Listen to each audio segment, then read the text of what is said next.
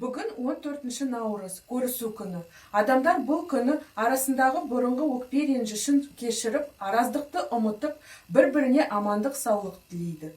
Көктемге аман есен жеттік деп дастархан жайып, үлкендерге құрмет көрсетеді.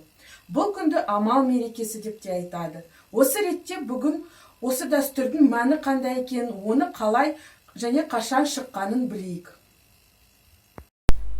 Көрісу күнін наурыз мейрамының бастауы деп айтуға болады. Көрісу күні жаңа өмір, жаңа жыл, жаңа күнмен көрісу деген мағынаны білдіреді. Ал көрісу дәстүрінің тарихына үңелсек, ертеректе Жапан далада қыс айларында мал баққан көпшенді халық бір-бірімен көрісе алмай, бір-бірін тек көктем келгенде наурыз мейрамында көре алады екен. Сол уақыттан бері көрісу дәстүр ретінде сақталып қалған. Сондай-ақ бұл мерекені неліктен 14 наурызда атап өтеді екен.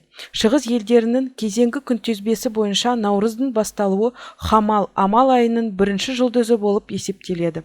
Хамал деп отырғанымыз тоқты шоқ жұлдызының ескі парсыша атауы. Күн мен түн теңеліп, амал кірген сәтте тоқты шоқ жұлдызы туады деген ұғым қалыптасқан. Наурыз сөзі жаңа күн дегенді білдіреді. Ертеде қазақ бұл күнді наурыз демей амал деген. Бұл сөздердің айырмашылығы жоқ деуге болады. Ал бұл қазіргі күнтізбе бойынша 14 наурызға сәйкес келіп отыр. Бұл күні барлығы бір-біріне сәлем беріп, қол алысуға міндетті. Дәл осы күні бір-біріне ақ тілегін айтқан адамдар бұдан кейін арадағы ренжіштерін жойып табысады. Көрісу күнін имандылыққа, жақсылыққа негізделген мереке екені анық.